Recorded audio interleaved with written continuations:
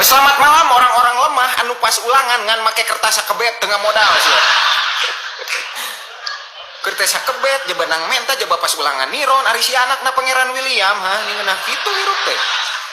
Terus maneh pernah teh diinjem patlot atau pulpen ku babaturan maneh terus si pulpen teh dikemil anjing kan bau jigong heuh.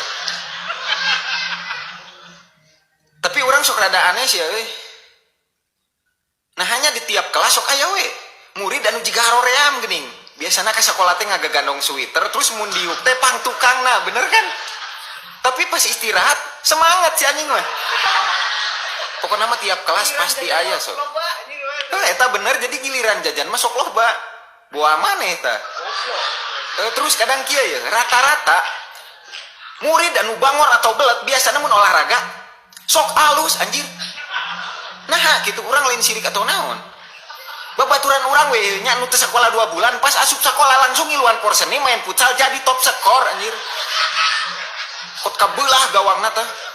Oh BTW urang lulusan SMK otomotifnya anu slogana tulang aing konciring getih aing oli samping.